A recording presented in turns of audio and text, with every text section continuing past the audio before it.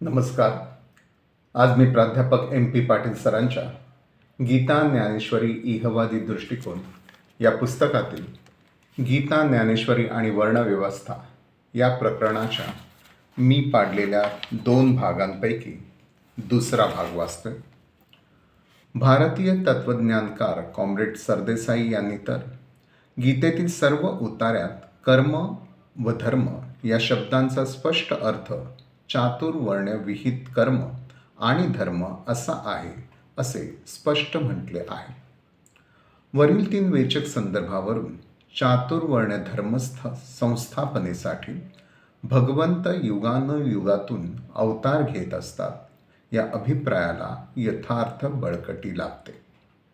मूळ दोन्ही संहितांमध्येही धर्म म्हणजेच वर्णाधारित कर्म या अभिप्रायाला हवा तेवढा पुरावा उपलब्ध आहे.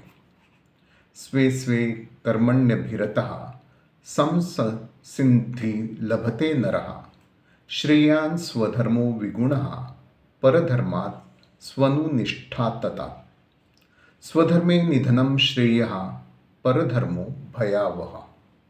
गीतेतील या वेचक सूत्रांमध्ये धर्म मोक्ष यांचा अनुबंध विषमताधारित वर्णसंबंधित कर्माशी जोडल्याचे स्पष्ट आहे.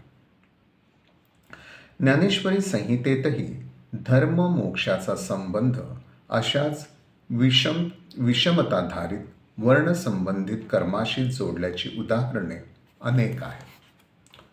तुम्हा वर्ण विशेष वशे आम्ही हा धर्म विहिला असेल, या ते उपासा मग आपैसे काम पुरती. देखे अनुक्रम आधारे स्वधर्मो जो आचारे तो मोक्षु तेणे व्यापारे निश्चित पावे. स्वधर्मे रहाटता सकळ काम पूर्तता स्वधर्मो एक आहे तो सर्वता त्यांच नोहे. स्वधर्मो जो बापा तोची नित्य यज्ञू जाणपा स्वधर्मूची सुखा पारत्रिकीचा. आता या सूत्रातील संगती विसंगतीबद्दल खास लिहिण्यासारखे. गीता आणि ज्ञानेश्वरी अनुवादित त्या सूत्राचा अर्थ स्पष्ट आहे. 4 वर्ण मी निर्माण केले असे उभय संहितातील भगवंत सांगतात. पण त्याच ठिकाणी गुण कर्म यांच्या भेदाप्रमाणे असे तेच भगवंत सुटकाही करून घेताना दिसतात. पण अशी सुटका होणे शक्य नाही. ही एक प्रकारची निदान अर्थ लावणाऱ्यांची बनवाबनवी ठरते. विसंगती तरी नक्कीच. या ठिकाणी प्रश्न असा की माणसाच्या ठिकाणी हे गुण कोणी दिले? शूद्रांच्या ठिकाणी तमोगुण आणि ब्राह्मणांच्या ठिकाणी सत्वगुण हे कोणी दिले? सर्व विश्वाचा निर्माता या नात्याने ते गुण या भगवंतानेच दिले असल्यास तोच संपूर्णपणे जन्माधिष्ठित वर्णव्यवस्थेचा निर्माता आहे हेच प्रतिपादन येथे सिद्ध होते. आणि हे भगवंत जर माणसाच्या ठिकाणचे असे पक्षपाती गुणनिर्माते असतील तर माणसाच्या ठिकाणचे हे उभय गुण संहितांतील कर्मसिद्धांतानुसार मागील जन्मातील कर्मसंचितामुळे येतात हे मान्य करावे लागते. आणि मग पूर्ण जन्म कर्मानुसार या जन्मीचा गुण व त्यानुसार या जन्मीचा वर्ण म्हणजे जन्मसिद्ध वर्णव्यवस्था भगवंतांना मान्य आहे हेच प्रतिपादन येथे सिद्ध होते. दोन्ही संहितांमधील पूर्वजन्म कर्म फलसिद्धांतानुसार मागील जन्मीचे जे कर्मसंचित त्यानुसार या जन्मीचा जन्मापासूनचा जन्मसिद्ध गुणकर्मासहितचा वर्ण ठरतो आणि विषमताधारित जन्मजात वर्णव्यवस्था जन्मास येते. या ठिकाणी वास्तविक काल्पनिक भगवंताचे सहाय्य घेण्याचे व्यासमुनींना काहीच कारण नव्हते. येथेही मुद्दा संपत नाही. या कर्माचे रहाड गाडगे अनादी जन्मापर्यंत भिडवले, ज्यापूर्वी जन्म नाही व म्हणून अगोदरच्या जन्माचे कर्मही नाही. त्यामुळे अगोदरच्या जन्माचे पूर्वसंचितही नाही. तर मग या पहिल्या जन्माला गुण कोणी दिले? त्या पहिल्या जन्मात असलेल्या गुणानुसार कर्म घडले असणार. तमोगुणीचे शूद्र कर्म, सत्वगुणीचे ब्राह्मण कर्म इत्यादी. आता या पहिल्या वहिल्या जन्मीचे गुण जर त्या विश्वनिर्मात्या भगवंतानेच दिले असतील तर चातुर्वर्ण्यम मया सृष्टम हा अहंकार बरोबर. पण मग गुणकर्म विभागशः या फसव्या अर्थनिर्णयाला वाव देणाऱ्या उत्तरार्थाला काही अर्थ उरत नाही. जन्मताच त्या सर्व वर्णांना गुण व कर्म मीच दिले व त्यानुसार चातुर्वर्ण्य मीच निर्माण केले, हाच अर्थ येथे स्पष्ट होतो आणि गीता ज्ञानेश्वरी या उभय संहितांचा जन्माधिष्ठित चातुर्वर्ण्य व्यवस्थेचा पुरस्कारही स्पष्ट होतो. तोही भगवंताच्या नावाने जाहीरनामा काढून. एकूण निष्कर्ष असाच. उभय संहितांतील कर्मविपाक सिद्धांतानुसार, पूर्वजन्म संचितानुसार गीता ज्ञानेश्वरीतील चातुर्वर्ण व्यवस्था जन्माधिष्ठितच ठरते आणि गुणकर्म विभागशः म्हटले असले तरीही त्यातील त्या सिद्धांतानुसार या उभय संहितांमधील चातुर्वर्ण व्यवस्था जन्मजातच, शिवाय ईश्वर निर्मित ठरते. व्यासरचित गीता ही व्यासरचित महाभारताचा एक भाग आहे.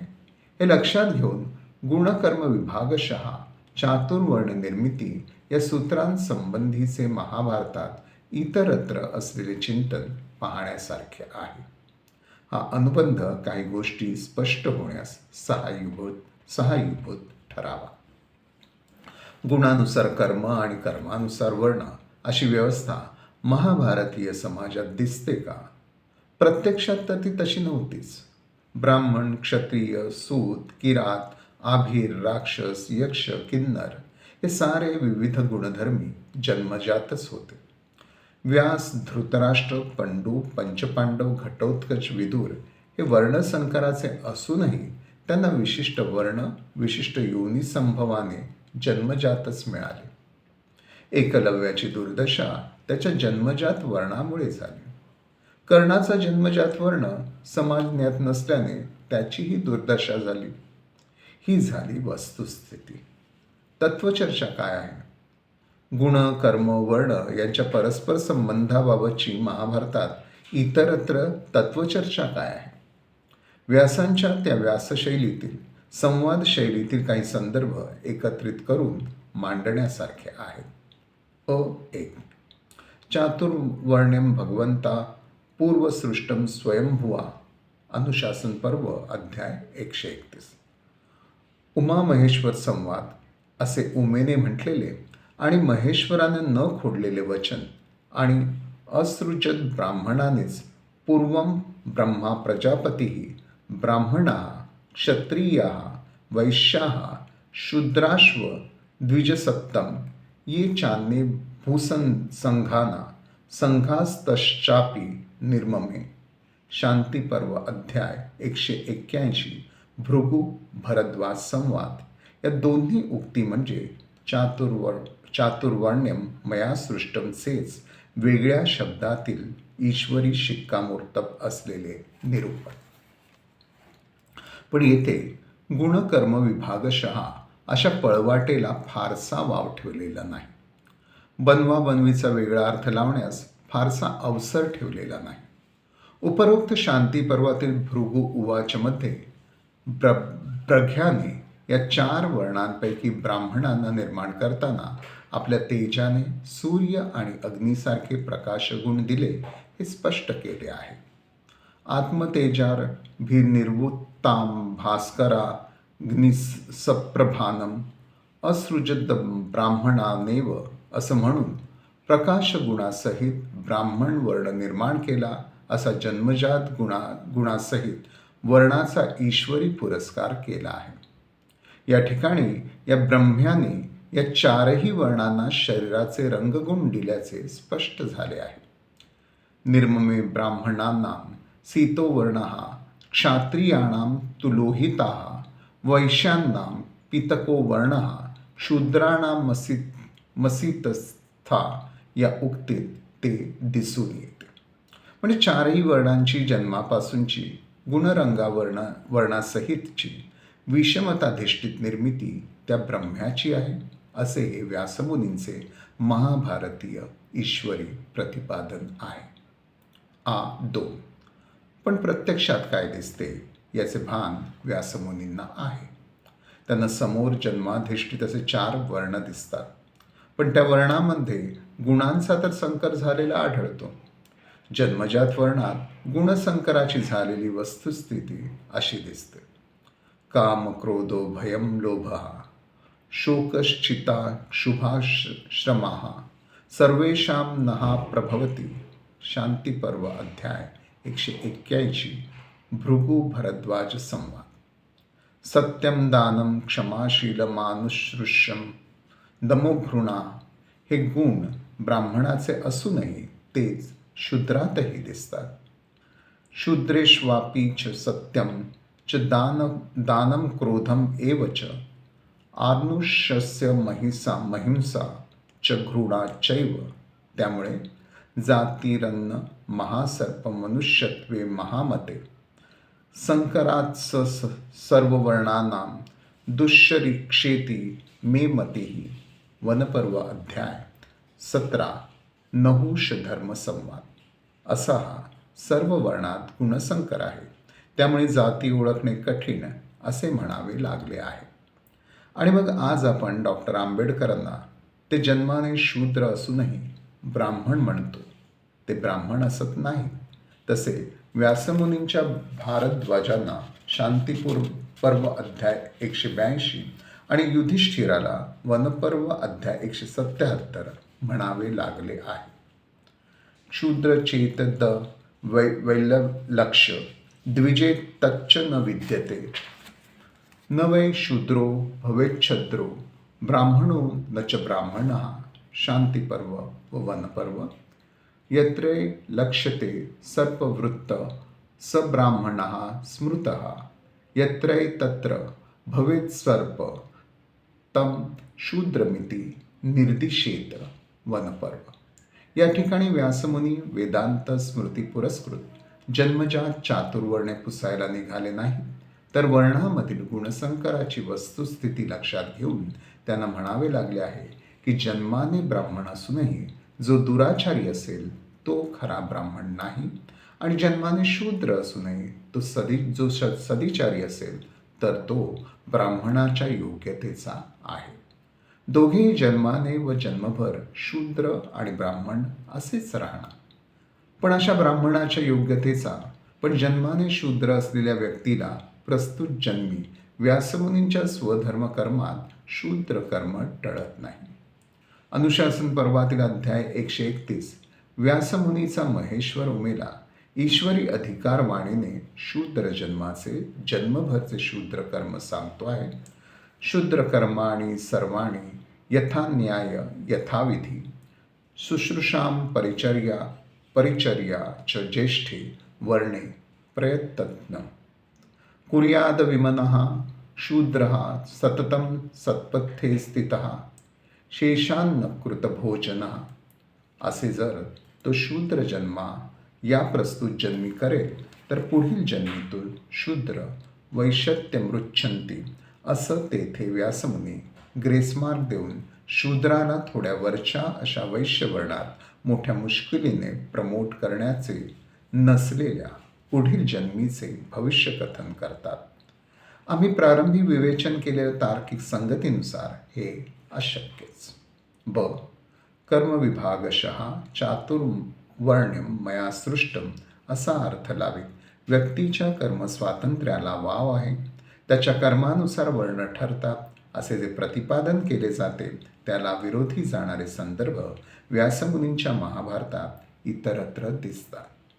शांतीपर्व अध्याय 60 धर्मभीष्म संवादामध्ये वर्णाच्या योग्यतेनुसार त्याचे कर्मही जन्माबरोबरच ब्रह्म्याने दिलेले असते असे म्हटले आहे असे दिसून येते.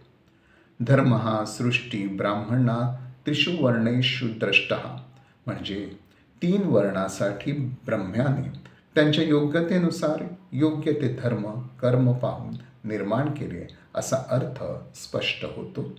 याच अध्यायातील याच धर्मभीष्म संवादामधील तस्मादर्णा रुजवो जाती धर्म हा संसृज्यन्ते या उक्तीचा याच दिशेने अर्थ लागावा.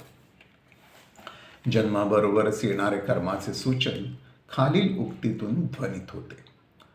प्रांगणाभिवर्धना सुसो जातकर्म विधीयते वनपर्म अध्याय 179.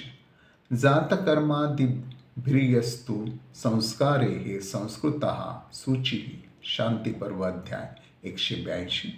वरील संदर्भात जातकर्म हे लक्षणीय स्वरूपाचे आहे. व्यासमुनींच्या महाभारतातील जातकर्म जवळजवळ महाभारतकालीन म्हणून त्यांना ज्ञात असणाऱ्या आश्वलायन ते द्राघ्यायन या 10ही गृहसूत्रकारांनी शूद्रवर्णाला दिलेले नाही. जन्मतःच मध, गाईचे तूप आणि पित्याच्या हाताच्या बोटातील सुवर्ण गुलियकाचे उगाळलेले 8-10 सुवर्ण फेरे जे जन्मभरच्या मेघाजनन बुद्धितत्वासाठी आहेत असे जन्मतःच केले जाणारे अपत्याबाबतचे जातकर्म शूद्र अपत्यासाठी नाही. त्याच्या पित्याजवळ मध, तूप, सुवर्णगुलियक नाहीच, ते त्याला नाकारलेले.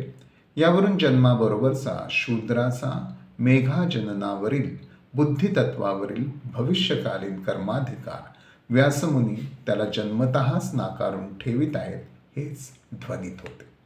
महाभारतातील वर्णव्यवस्थेसंबंधित वरील संदर्भ पाहता व्यक्तीच्या गुणानुसार कर्म आणि त्या कर्मानुसार वर्ण अशी संगती राखून चातुर्वर्ण्यम मया सृष्टम असे दिसत नसून गुणकर्मासहित जन्माधिष्ठित चातुर्वर्ण्यम मया सृष्टम असेच हे प्रतिपादन आहे हे स्पष्ट व्हावे. आणि या सर्वाचे इसेन्स घ्यावयाचे तर गुणही बाजूला राहतात आणि जन्माधिष्ठित विषमताधारित वर्ण आणि त्यानुसारच कर्म अशीच व्यवस्था प्रजापतीने, ब्रह्म्याने, कृष्णाने निर्माण केली आहे असे स्थापिताना पोषक संरक्षण तत्वज्ञान व्यासमुनीने गीतेसहित महाभारतभर मांडले आहे असे दिसून येते. भारतीय प्रमुख दर्शनातून गीता ज्ञानेश्वरीत आलेली ही तथाकथित आदर्श वर्णव्यवस्था तिची अशास्त्रीयताही या छोट्या टिपणात जाता जाता उघड होणे आवश्यक आहे. त्यासाठी याबद्दलच्या काही ज्ञात्यांच्या प्रतिक्रिया नोंदवण्यासारख्या. या सत्वरजतम त्रैगुणाधिष्ठित कृत्रिम अशा 4 मानवी समाज गटांबद्दलची डॉक्टर आंबेडकरांची प्रतिक्रिया आधुनिक मानसशास्त्राचा कसाला उतरेल अशी आहे. त्यांची प्रतिक्रिया अशी: मानवी समूहाचे असे वेगळे गट करून पृथक्करण करणे हा मानवी शक्तीबद्दलचा उथळ दृष्टिकोन आहे. प्रत्येक व्यक्तीचा स्वतःचा असा एक वेगळा वर्ग असतो. प्रत्येक व्यक्तीमध्ये अनेक प्रकारच्या मिश्र वृत्ती असतात. याचे उत्तम उदाहरण गीता ज्ञानेश्वरीतील श्रीकृष्णाचेच देता येईल. याचा संभव क्षात्र योनीतला संस्कार शूद्राघरचे गवळी तो लढाया क्वचितच मारतो. डिप्लोमसी, ब्रह्मकर्म की क्षात्रकर्म हे त्याचे आवडते क्षेत्र. भारतीय युद्धात तो सारथ्य शूद्रकर्म करतो. तोंडाने तत्वज्ञान ब्रह्मकर्म सांगतो. भीष्मावर चालून जाताना सुदर्शन चक्र हाती घेतो क्षात्रकर्म. त्याने ज्याचा आग्रह धरला त्या स्वधर्माचे त्याच्याच बाबतीत काय झाले, त्याचा स्वधर्म कोणता, त्याचे स्वधर्म कर्म कोणते, त्याचे जन्मजात गुण कोणते, त्याचा वर्ण कोणता. अलीकडे वसंत पळशीकर यांनी उपस्थित केलेले प्रश्नही निरुत्तरित राहणार. ते असे: प्रत्येक व्यक्ती जन्मतः बिनवर्णाची असते आणि प्रौढपणी तिने स्वतःच्या अंगचे गुण प्रकट केल्यानंतर वा ती करत असलेली कर्मे विचारात घेऊन तिचा योग्य वर्णात समावेश केला जात असे. असा काळ कोणता व तो समाज कोणता, कोण कोणत्या वर्णाचा हे कोण ठरवित असे व कसे ठरवित असे? दी. देशपांडे यांचे आजचा सुधारकच्या फेब्रुवारी अंकातील ऐतिहासिक निरीक्षण असेच महत्त्वपूर्ण आहे. ते असे: चातुर्वर्ण्य कोणीही निर्माण केले नाहीत ही वस्तुस्थिती आहे. ते जर परमेश्वराने निर्माण केले असते तर ते फक्त हिंदुस्थानातच आढळले नसते, तर सर्व जगभर दिसले असते. हिंदुस्थानच्या सारखी जन्मजात चातुर्वर्ण व्यवस्था हिंदुस्थानखेरीज कुठेही नव्हती आणि नाही. वरील सर्व विवेचन लक्षात घेतले तर जन्मजात गुण, कर्म, वर्ण यांची संगती कुठेच लागत नाही असाच निष्कर्ष निघतो. तरीही गुणकर्माचा आधार घेत देत प्रतिपादन केलेली ही चातुर्वर्ण्य व्यवस्था कृत्रिम, अशास्त्रीय, अनैतिहासिक आणि अन्यायकारक असूनही आदर्श समाजरचना म्हणून तिचा आग्रह धरला गेला आहे. गीता, ज्ञानेश्वरी या दोन्ही संहितांमध्ये तिला ईश्वरी पुरस्कार दिला गेला आहे. या दोनही संहितांमधील या विषमतेचा पुरस्कार करणाऱ्या व्यवस्थेला ईश्वरी करणे असे स्वरूप देण्याच्या प्रयत्नांची नोंद फसवे समर्थन न देता धिक्कारासहितच झाली पाहिजे. एवढेच नव्हे तर चातुर्वर्ण्यम मया सृष्टम म्हणजे जन्मजात स्थापित उच्चवर्णीयांना शोषणाचे हक्क देणारा आणि जन्मजात शूद्रांना दास्यत्व देणारा व्यासमुनीने ईश्वराच्या नावाने काढलेला पक्षपाती, समताविरोधी, पर्यायाने मानवताविरोधी जाहीरनामाच आहे. शूद्रांच्या दृष्टीने तर तो काळा हुकूमनामाच आहे असेच म्हटले गेले पाहिजे. इथे हा भाग थांबवतो. धन्यवाद.